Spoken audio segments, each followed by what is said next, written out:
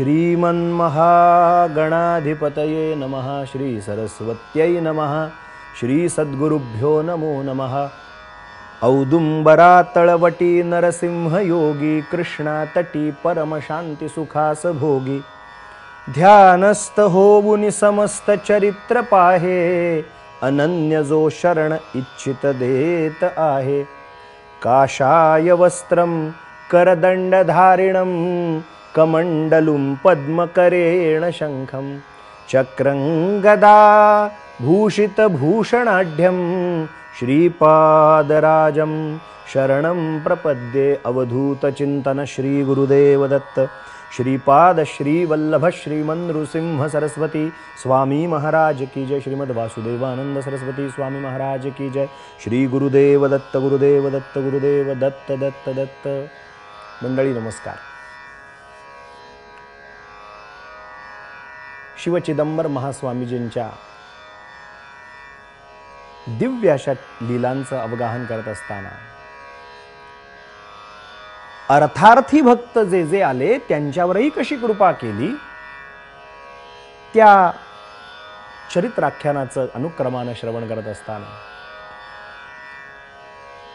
नारायण भक्ताची गोष्ट आपण ऐकली आणि कालच्या दिवशी आपण पाहत असताना पूर्व देशीचा आलेला हा ब्राह्मण, ज्याच्या नावाचा उल्लेख चरित्रामध्ये नाहीये, परंतु एक ब्राह्मण आपल्या कुटुंबासह आला आणि त्याची काशी यात्रेला जाण्याची तीव्र तळमळ आहे। तो शिव चिदंबरांना शरण आलाय आणि तो शिव चिदंबरांना म्हणतोय की काशीला जायची महाराज माझी फार मोठी इच्छा आहे, पण एक अडचण आहे। ती अडचण अशी आहे की मी दरिद्री आहे आणि त्यामुळे उत्पद्यन्ते विलीयन्ते दरिद्रीणाम मनोरथः म्हणतात त्या न्यायाने मनात इच्छा निर्माण होते। उत्पद्यन्ते पण विलीयन्ते, मनात इच्छा निर्माण होते पण ती तिथेच विलीन होते। का विलीन होते? कारण दरिद्री माणसाच्या मनातले जे मनोरथ असतात ते निर्माण होतात आणि तसेच विलीन होतात।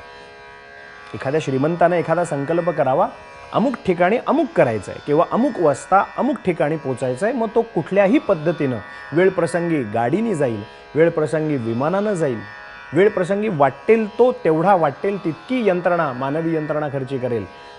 शारीरिक आर्थिक कुठल्याही पद्धतीमध्ये कमी न पडता तो आपल्या ठिकाणी असलेले जेवढे जेवढे पर्याय तेवढे वापरून आपल्या मनातला मनोरथ पूर्ण करू शकतो। पण हे केव्हा? जेव्हा याची ऊब असते तेव्हा। पण दरिद्री आहे ना, त्या दरिद्र्याच्या मनातले मनोदय फक्त निर्माण होतात आणि ते तसेच विलीन होतात। महाप्रभू महास्वामीजी, मी आपल्या दर्शनार्थ इथे आलो, परंतु अगदी तुम्ही माझ्या मनातलं विचारलंय म्हणून सांगतो, मला काशी विश्वनाथाचं दर्शन घ्यायची इच्छा होती। सकुटुंब सपरिवार नवे नवे त्रिस्थळी यात्रा करायची इच्छा होती, परंतु माझा हा संकल्प आता संकल्पच राहणार असं मला वाटतंय।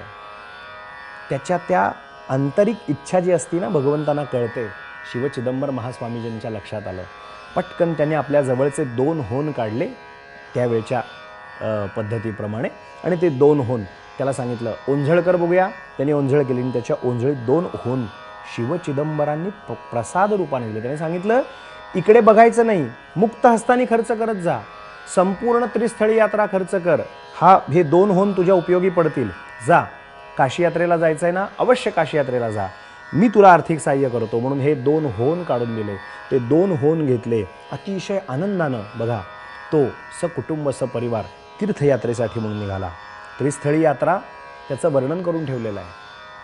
पहिल्यांदा अलाहाबाद सांगितलंय, ज्याला आपण इलाहाबाद म्हणतो, अलाहाबाद म्हणतो, त्याला तीर्थराज प्रयाग असं आपल्याकडे म्हटलं जातं। त्या प्रयाग संगमाचं दर्शन, त्याच्यानंतर दुसरं क्षेत्र म्हणजे वाराणसी आणि तिसरं क्षेत्र गया। त्यामुळे प्रयाग, काशी आणि गया या 3 ठिकाणी जाऊन त्या ठिकाणची जेवढी जेवढी धर्मकार्य सांगितले ती सर्व धर्मकार्य करायचे। याला त्रिस्थळी यात्रा असं म्हटलंय। हा सकुटुंब सपरिवार तीर्थयात्रेसाठी म्हणून निघून गेला। याची तीर्थयात्रा इतकी सुंदर झाली, जिथे जिथे यानं जावं, श्राद्ध कर्म करावं, पैतृक कर्म करावं, दान धर्म करावा, ब्राह्मणांना काही अन्नदान करावं, वस्त्रदान करावं, त्या 2 होनमधून खर्च करावा। जिथे जिथे जेवढा जेवढा खर्च करावा तेवढा मुक्त हस्तानी करावा।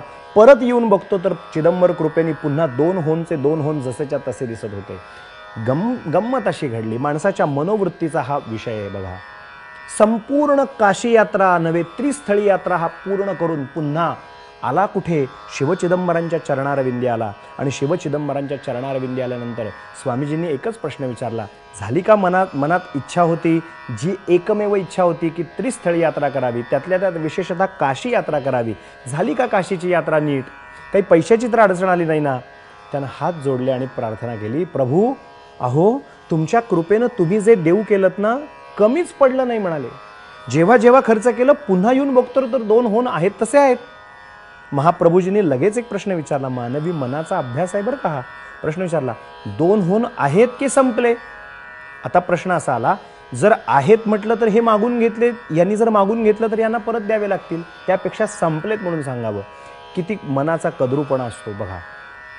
पटकन शब्द आहेत असं नाही आलं, 2 होन शिल्लक राहिले होते सगळे खर्च करून, इतका सगळा खर्च करून परत शिल्लक राहिले होते. तरी सुद्धा मानवी मनाचेच हे कंगोरे असतात, लक्षात घ्या. मुखातनं शब्द गेले, स्वामीजी सगळे पैसे म्हणाले खर्च झाले 2 होन. मुखातनं अंतर्यामी चिदंबर महास्वामीजी हसले फक्त. तथास्तु, काही हरकत नाही.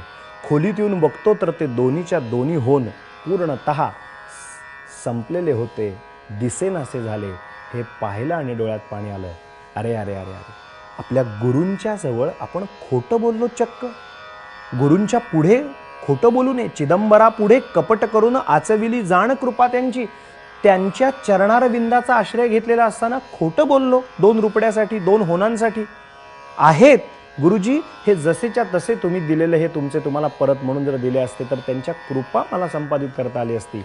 पण माझं मन हे विषयाधीन झालं आणि 2 होनांसाठी मी असा बहकलो गेलो. मनात कावराबावरा झाला आणि चिदंबर महास्वामीजींचे येऊन पाय पकडले. महाराजांनी एकच प्रश्न विचारला, मगाशी विचारलं तेव्हा खोटं का बोललास रे? त्यानं एकच उत्तर दिलं, सत्यामेव परम ब्रह्म सत्यमेव परंतपः सत्यामेव परो यज्ञ सत्यमेव परम श्रुतम. तो म्हणाला, मगाशी माझ्याकडनं चूक झाली. स्वामीजींनी त्याला त्या ठिकाणी सत्य बोलायची आज्ञा केली. माणसाचं जे तप आहे वाणीचं ते सत्य हेच तप आहे. एकेका गोष्टीसाठी म्हणून स्वप्नात दिलेला संकल्प सत्य करणारी मंडळी या भारतभूमीत होऊन गेली. सत्याने वागा, सत्य हेच तप आहे. कधी गुरूंशी, देवाशी, धर्माशी, राष्ट्रकार्यात कधी खोटेपणाचा व्यवहार ठेवू नये, हाच बोध चिदंबर महास्वामींजींनी केला. लक्षात घेऊया. अशा पद्धतीच्या या गोष्टीतून आपण हाच बोध घेऊया की हे वाणीचं तप आहे, ते खर्ची पडता कामा नये. आजच्या दिवशी या ब्राह्मणाला झालेल्या काशी यात्रेचं स्मरण करून चिदंबर महास्वामीजींच्या या 2 होनांच्या गोष्टीची कथा इथेच वाणीला विराम देऊन थांबू. अवधूत चिंतन श्री गुरुदेव दत्त दत्त दत्त.